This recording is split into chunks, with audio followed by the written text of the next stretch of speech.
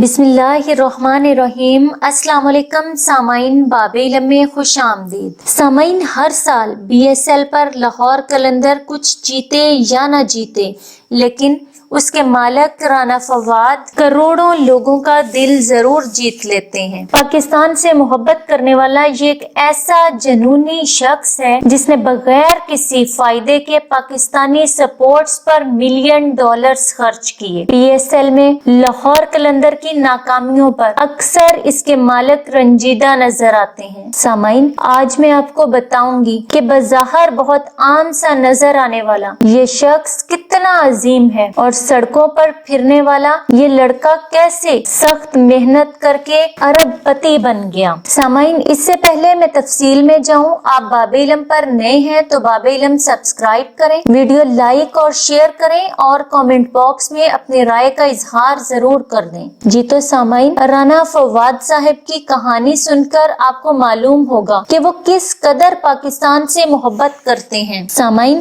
رانا فواد کسی امیر گھرانے میں پیدا نہیں ہوئے تھے۔ انہی کے مطابق جب وہ اپنی زندگی بنانے کے لیے سیٹ کرنے کے لیے لاہور آئے تو اس وقت ان کے پاس ٹھہرنے کا کوئی ٹھکانہ بھی نہ تھا۔ چنانچہ انہوں نے چبرجی میں ایک پارک میں گھاس پر سو کر رات گزاری۔ رانا صاحب کہتے ہیں کہ میں آج تک وہ جگہ نہیں بھول سکا جہاں میں نے رات گزاری تھی۔ اب بھی اکثر اپنے بچوں کو وہ جگہ دکھانے کے لیے چبرجی لے جاتا ہوں۔ ان کا کہنا ہے کہ زندگی میں آنے والی تمام تر مشکلات کے باوجود میں نے اپنی پڑھائی کا سلسلہ نہیں رکنے دیا۔ گورنمنٹ کالج لاہور میں داخلہ لیا۔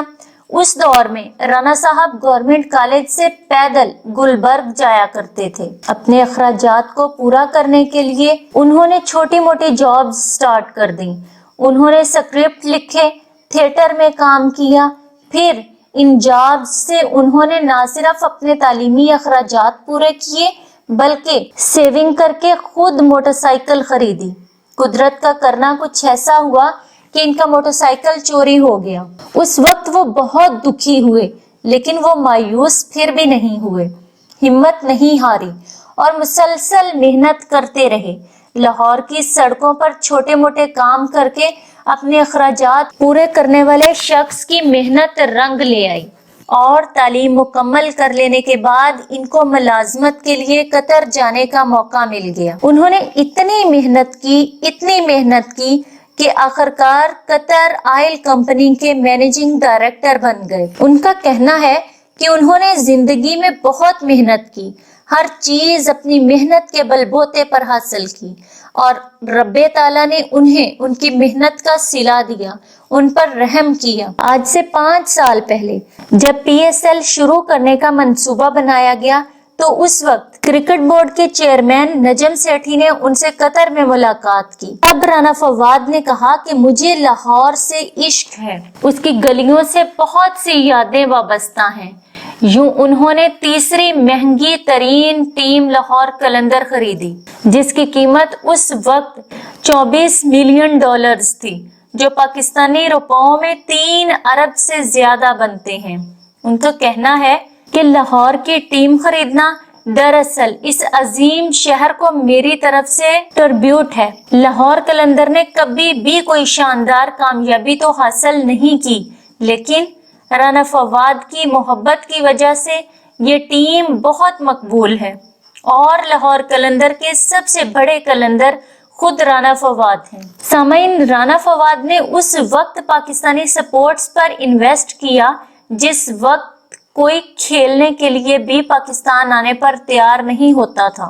رانا فواد نے پاکستانی سپورٹس کے لیے بہت خدمات انجام دیں، پاکستان میں چھپے ٹیلنٹ کو باہر لانے میں مدد کی، ٹیلنٹ ہنٹ پروگرامز کروائے اور نئے ٹیلنٹ کو باہر لائے، جس کی تازہ ترین مثال فاسٹ بالر حارث رؤوف ہیں، جنہوں نے آسٹریلیا جا کر دھوم مچا دی۔ سامعین، فواد رانا کا کہنا ہے کہ میں نے زندگی میں بہت برے حالات کا سامنا بھی کیا ہے، لیکن میرے پاس محنت کرنے کا ہنر ہے، جس وجہ سے میں کبھی مایوس نہیں ہوا۔ سامعین، رانا فواد کے اپنی ٹیم کی ناکامی پر افسردہ اور غمزدہ ہو جانے پر اور کامیابی پر بے انتہا اس کا ناچ ناچ کر اظہار کرنے پر بہت سے پاکستانی مذاق اڑاتے وقت یہ بھول جاتے ہیں کہ اس عظیم شخص نے پاکستان کے لیے کتنی محنت کی ہے، کتنا پیسہ خرچ کیا ہے، اور پاکستان میں کرکٹ کے فروغ کے لیے